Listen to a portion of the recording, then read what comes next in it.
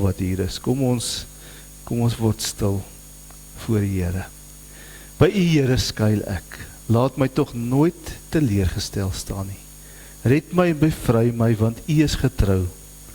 Luister tog na my en help my. Wees vir my 'n rots om na toe te vlug, waar ek altyd die veiligheid mag vind, wat U tot my redding beskik het, want U is my rots en my vesting. Gemeente van Carleton, wil die Here groet julle elkeen vanmôre en hy skenk aan julle sy genade, sy barmhartigheid en sy vrede. Amen. Ons gaan vanmôre saam lees uit Johannes 10, daarvan vers 11 tot 18. Ons ken die verhaal, is vir ons bekend. Dit gaan oor die goeie herder. Ek gaan nou nie die hele gedeelte lees nie, ek het so nie lang terug net ek ook 'n preek gehad oor spesifiek die goeie herder. Maar ek wil klem lê op hierdie woorde van Jesus, hier van vers 11 af. Voordat ons dit lees, kom ons bid net saam. Hemelse Vader, baie dankie dat ons vanmôre so saam kan wees. Dankie vir hierdie oggend wat U vir ons gee, hierdie spesiale oggend. Al is dit mistig daar buite, weet ons die son skyn, ons kan hom dalk nie sien nie, maar ons weet hy's daar. En Here, ons sien U ook nie altyd nie, maar U is altyd daar. U is by ons, U is hier in ons harte en U leef, so wat ons nou saam met die kinders ook vir mekaar gesê het, U leef in ons hart. En dankie Here, dat ons vanmôre so saam kan wees. Dankie vir elkeen wat U stem gehoor het, en maak nie saak waar hulle vanmôre in 'n erediens by mekaar is nie. Here, mag U vanmôre almal ons kerk, ons gelowiges oor die wêreld heen kom seën.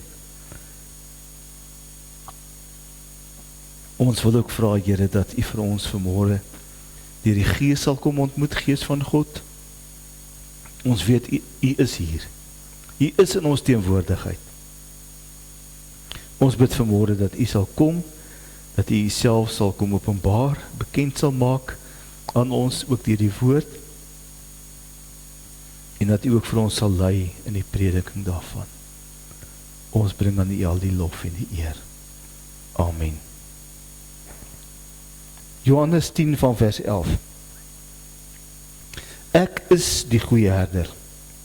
Die goeie herder lê sy lewe af vir sy skape. 'n Huurling is geen herder nie, en dit is nie sy eie skape nie. As hy 'n wolf sien kom, los hy die skape en hardloop weg, en die wolf vang die skape en jaag die trop uitmekaar. Hy is 'n huurling en bekommer hom nie oor die skape nie. Ek is die goeie herder. Ek ken my skape en my skape ken my. Net soos die Vader my ken en ek die Vader ken, en ek lê my lewe vir die skape. Ek het nog ander skape wat nie van hierdie kraal is nie. Ek moet hulle ook lei. Hulle sal na my stem luister en hulle sal een kudde wees met my as herder. Niemand neem dit van my af nie, maar ek lê dit uit my eie af. Ek het die volmag om dit af te lê, en ek het die volmag om dit weer op te neem. Dis die opdrag wat ek van my Vader ontvang het. Ons lees baie keer as gelowiges die Bybel so wat hy vir ons ingedeel is. Ons lees die paragrawe, ons lees die hoofstukke, ons lees die perikope, en ons sien die opskrifte wat daar vir ons gegee is.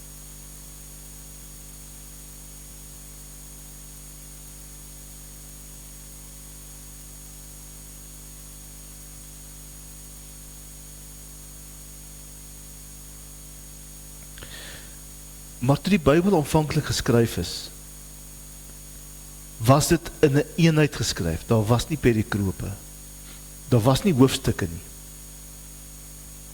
Dit het later bygekom om het vir ons as mense makliker te maak om dit te lees. Maar ek dink wat baie keer gebeur is, wanneer ons dit dan nou so in korter dele lees, sien ons nie die verbande wat daar is, raak nie. Ons lees daaroor, en ons besef nie, dat byvoorbeeld in die boek Johannes, dis nie maar net los gebeure nie.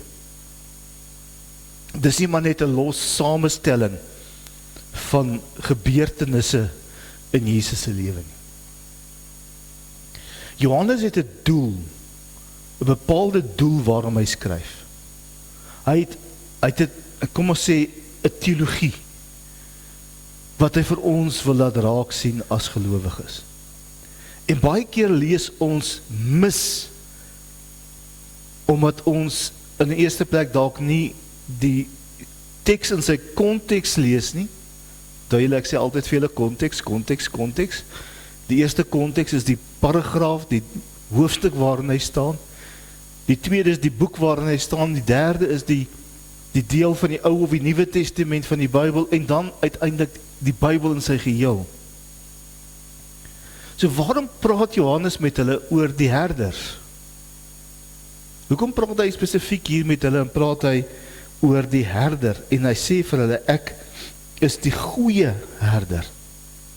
Om dit te verstaan, moet ons eintlik terugblaai in die Ou Testament, en ons moet gaan na Esegiel, hoofstuk 34.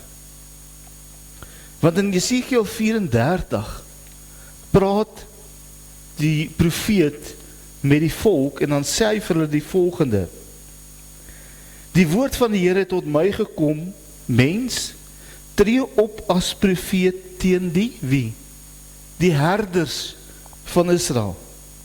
Tree op as 'n profeet en sê vir hulle, vir die herders, so sê die Here my God, elende wag vir die herders van Israel, wat nie net vir hulle self sorg nie, maar moet herders dan nie vir die kleinvee sorg nie. Julle drink die melk, julle maak vir julle klere van die wol, julle slag die vetste kleinvee, maar julle sorg nie vir die kleinvee nie. Hier spreek Esegiel spesifiek die herders van die volk aan, wat besig was om nie te doen wat God vir hulle gevra het, en volgens die wet vir hulle gesê het hulle moet doen nie. Dat hulle moet herders wees, en as 'n herder moet jy omsien na jou kudde. Dink later terug as die Here vir Petrus vra, glo jy in my? Dan sê die Here vir hom, wat? Hy gee vir hom 3 keer iets, hy sê vir hom, sorg vir my kudde, voed my kudde, bewaar my kudde. Die Here wil hê en verstaan, dat ek en jy moet weet, ons is deel van God se volk, ons is deel van sy kudde, ons is nie maar net skape wat maar net blindelings agter Jesus aanloop nie, maar in daardie beeld wil hy vir ons iets kom sê, dat ons is sy verantwoordelikheid.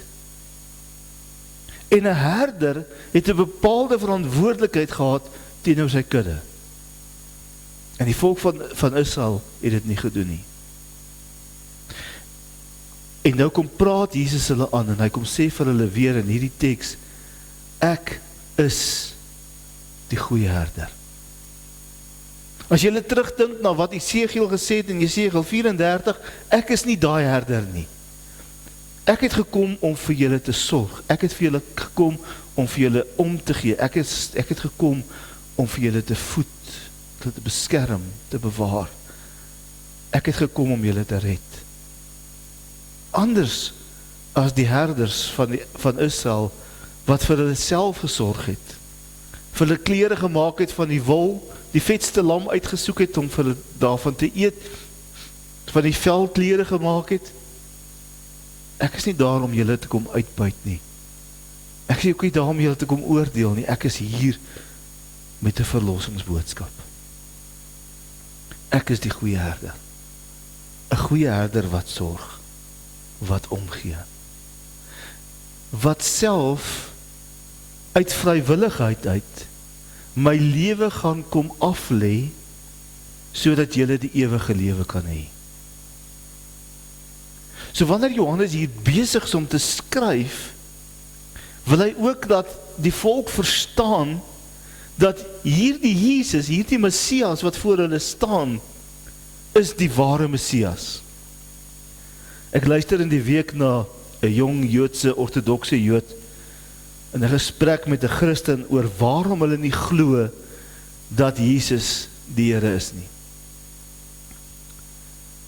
En dis vir my so insiggewend gewees, maar ook so hartseer, om te besef dat die ortodokse Jode vandag nog glo soos die Fariseërs en die skrifgeleerdes, wat Jesus nie gesien het as Messias nie. Hulle handhaaf daar dieselfde siening, dat Jesus nie waarlik die Messias is nie, dat hy nie die seun van God is nie. Net soos wat hulle in Johannes se tyd, in Jesus se tyd gedoen het. En as ek die boek Johannes lees, dan kry, hoe meer ek hom lees en hoe meer ek met hom besig is, hoe meer is daar dinge wat besig is om vir my oop te gaan rondom hierdie boek. Dinge wat ek raak sien, dinge wat ek lees, wat my net vir my sê, dat hierdie boek is baie dieper as wat ons dink. Ek het al vir julle gesê, as 'n mens net na die eerste hoofstukke gaan kyk, dan sien ons al klaar, dat Johannes het 'n ander rede, waarom hy vir die volk skryf, as Matteus en Markus en Lukas. Matteus en Markus en Lukas, veral Matteus en Lukas, begin by die geslagsregisters, begin by die begin van Jesus hier op aarde. Markus begin eers by die doop van Jesus, as hy vir ons in Markus 1 vers 8 praat dat Jesus gedoop is. Johannes kom en hy begin waar? By die skepping. In die begin was die woord en die woord was by God en die woord was God.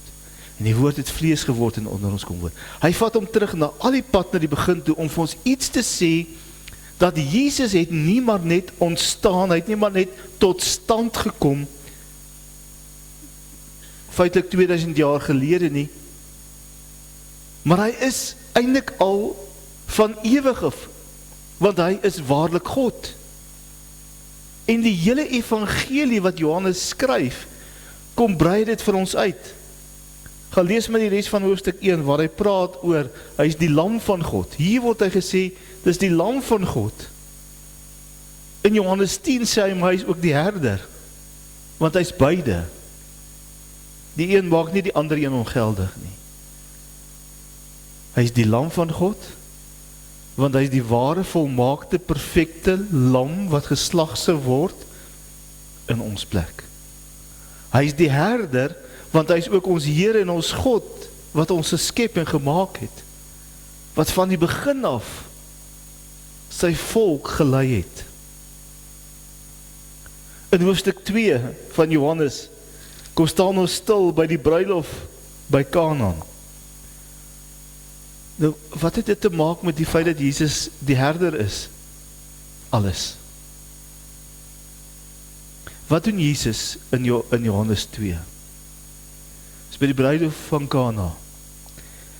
En dan as die wyn opgeraak het, dan sê hy vir hulle, daar het 6 klipkanne gestaan, waarvoor? Vir water, wat die Jode by hulle reiniging gebruik het. Mens lees baie keer oor hierdie stukkie. En hierdie stukkie is eintlik so belangrik.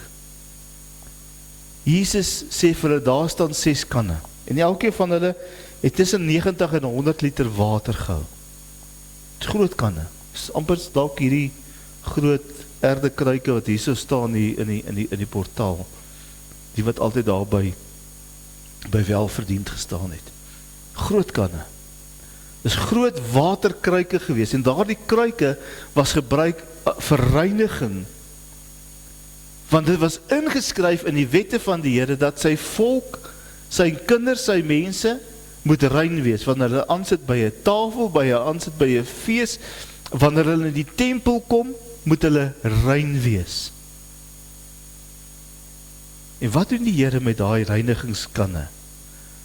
Hy sê vir hulle, gaan maak hulle vol met water. En as jy dit klaar vol gemaak het, skep dit uit en gee dit vir die seremoniemeester. Die water het wyn geword.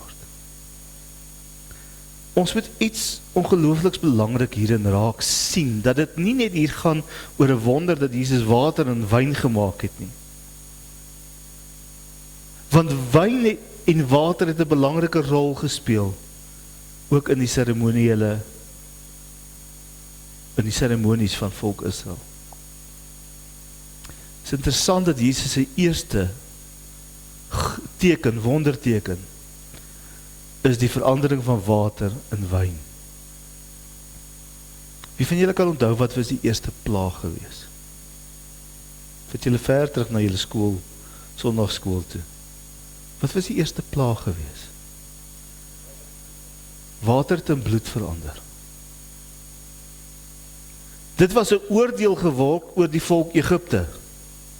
Dit was 'n teken van straf en oordeel gewees. Jesus verander water in wyn, en daardie water wat in wyn verander word, nie daardie spesifieke water nie, maar dieselfde teken van wyn, word in Johannes 13 gebruik vir wat? As Jesus die nagmaal instel. En dan sê hy iets spesifieks as hy die beker instel. Om te sê, dit is die teken van die nuwe verbond wat ek met julle stel. Dis die teken van my bloed, maar hy sê ook spesifiek, dis die teken van die nuwe verbond. Die ou verbond wat God met Aaron gesluit het, is nie weg en vernietig nie. Dit is vervul in Jesus Christus, en Jesus kom gee vir ons 'n nuwe verbond, en hy kom gee vir ons 'n nuwe teken. En daardie teken kom waar 'n paar hoofstukke later as Jesus gekruisig word. Johannes 3 kom sê Jesus vir Nicodemus, as Nicodemus by hom kom en sê vir hom, jy moet weer gebore word. Dan vra Nicodemus vir hom, hoe gebeur dit? Hoe gebeur dit? Dan sê Jesus vir hom, as jy nie uit wat? Water en die Gees gebore word nie, sal jy nie nuut word nie, sal jy nie die ewige lewe hê nie. Water speel weer eens 'n belangrike rol. Water is die teken van lewe. Die volgende oomblik, die volgende hoofstuk, staan Jesus by die Samaritaanse vrou by die put, en hy vra vir haar water. Sy vra vir hom, sê vir hom, hoe wil jy nou vir 'n Joodse man vir my vra vir water? Dis nie aan nie. En antwoord Jesus vir haar, as jy geweet het wie dit is wat met jou praat, sal jy vir my die lewende water gevra het, want die water wat ek gee, sal jy nooit weer van dors kry nie. En dan is daar 'n misverstand by haar, en sy sê, asseblief Here, gee vir my asseblief van hierdie water, want dit ek nooit weer nodig om put toe te kom. En dan sê Jesus vir haar, nee, jy verstaan verkeerd. Hierdie is geestelike water. Water van lewe. Jesus verander water in wyn. Jesus kom sê vir Nicodemus, jy moet uit water en die Gees gebore word. Hy sê vir die vrou by die put, die water is lewe en ek is, so nou bekom by daai woordjie, ek is, ego, eimi, ek is die lewende water. Vir Nicodemus sê hy, ek is die opstanding en die lewe. Vanmôre sê hy vir ons, ek is die goeie herder.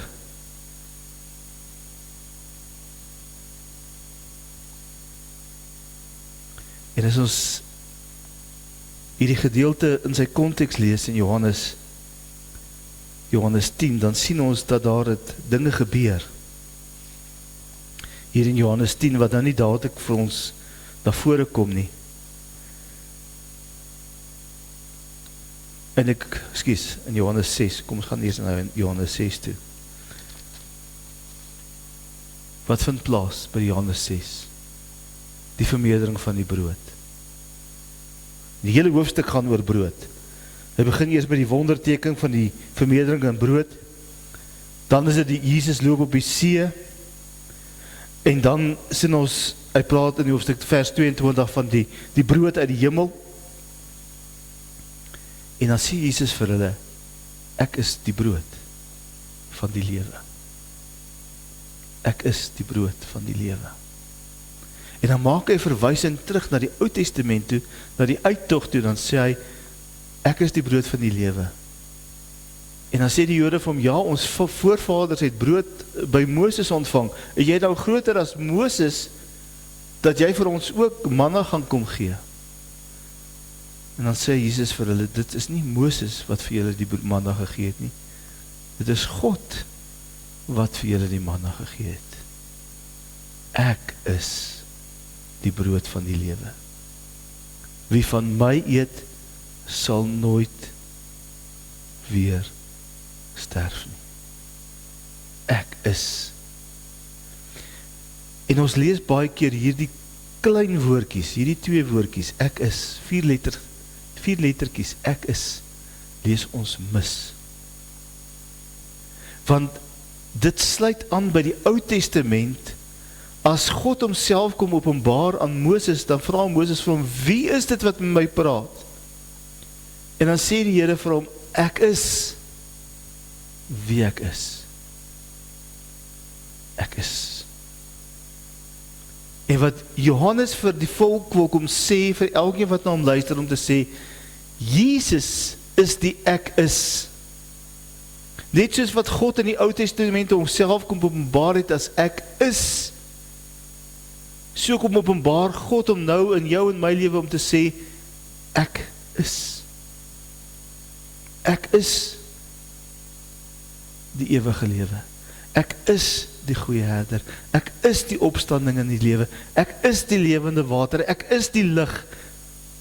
En gaan lees maar deur Johannes, hy gebruik hier die woordjies, ek is, gebruik hy telkens oor en oor, om te sê wie Jesus is. En daardeur wil God homself aan jou en my kom openbaar, om te sê, ek is. Ek is die lewende God. Ek is die opgestane Heer.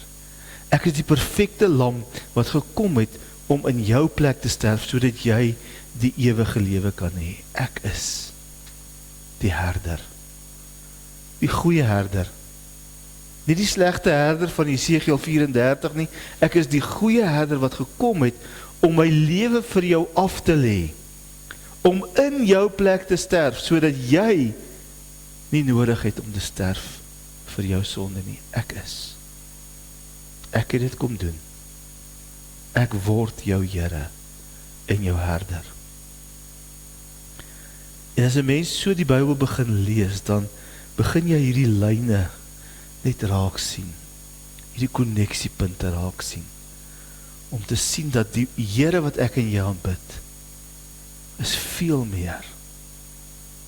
Die Jode het 'n verwagting gehad van 'n Messias wat moes kom, wat of 'n priester moes wees, soos 'n Moses, of 'n koning moes wees soos Dawid om die volk te herstel.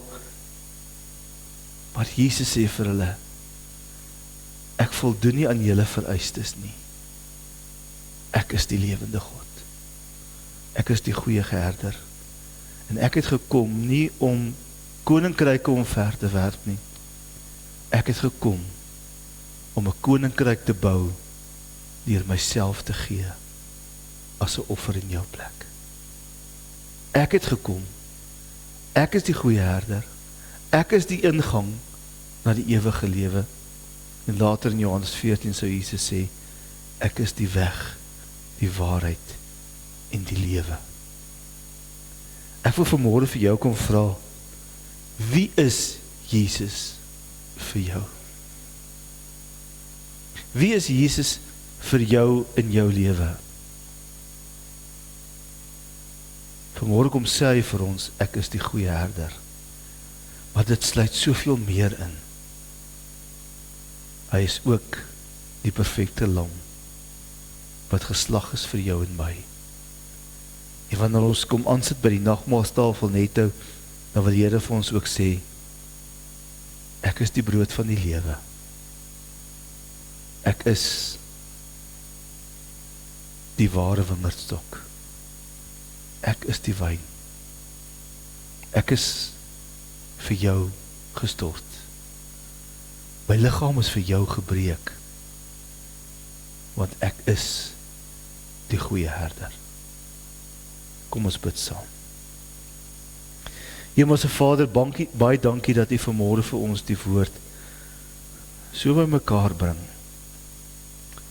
Toe ek besig was in hierdie week met die voorbereiding van die preek, was dit weer eens vir my net so, ek wil nie sê ongelooflik nie, fantasties, wonderlik, om net te sien hoe 'n boek soos Johannes so saamgestel is, so geskryf is, dat sy boodskap soos 'n draad deurloop om vir ons te sê, wie is Jesus? U is God. U is die Almagtige. U is die opgestaane Heer. U is die goeie herder. U is dit alles vir elkeen van ons. En Here, my gebed vanmôre is vir elkeen van ons hier in die gemeente en ook elkeen wat sal luister na hierdie diens, om net by die punt te kom om te besef wie U is en wat U kom doen het vir ons elkeen, sodat ons kan groei in ons verhouding met U en nader aan U kan kom. Here, dankie dat ons U kan aanbid vir wie U is, die goeie herder, die opstanding en die lewe. U is die ewige Vader. Ons loof en ons prys U daarvoor. Amen. Broers en susters, ek nooi julle almal vanmôre uit om weer saam met ons te kom aansit by die nagmaaltafel. Soos altyd, die binneste kelkies is die druiwesap en die dankofferkussies is ook hier voor. So kom bedien julle self en dan sal ons na die tyd die nagmaalbeker ook laat sirkuleer. Broers en susters, ons sit voor die nagmaaltafel vanmôre. En so wat ons gehoor het, kom sê Jesus vir ons, ek is die brood. Hy het die skare gevoed en die brood het vermenigvuldig en daar's na die tyd het daar oorgebly. Die Jode het nie verstaan wat Jesus gesê het, maar hy het vir dit later dan kom verduidelik om te sê, ek is die brood. En vanmôre as ons saam die brood neem, kom ons verstaan en ons weet dat Jesus se liggaam vir jou en my gebreek is, sodat ons kan deel in sy verlossing, want hy het die verlossing vir ons gebreek. Die brood wat ek breek is die teken van die liggaam van Christus wat vir jou en vir my gebreek is. Neem dit, eet dit, dink daarin en glo dat hy vir ons elkeen gesterf het as 'n volkome versoening van al ons sondes.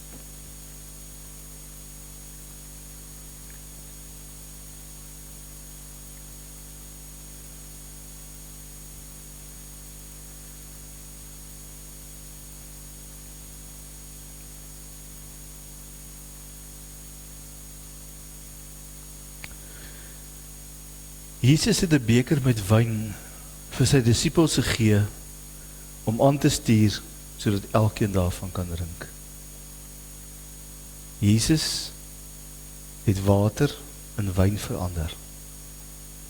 Jesus wil ook jou lewe kom verander.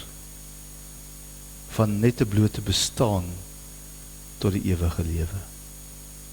Hy het vir sy disippels gesê, neem, drink. Dit is die teken van my bloed wat vir jou gestort het aan die kruis. Gebruik dit elke dag tot my gedagtenis. Dit is 'n teken van 'n volkome verlossing wat ek vir julle berei het. Kom ons drink dit saam.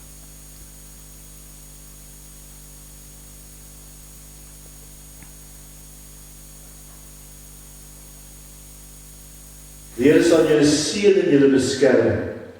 Die Here sal tot julle redding verskyn en julle genadig wees. Die Here sal julle gebede verhoor en aan julle vrede gee.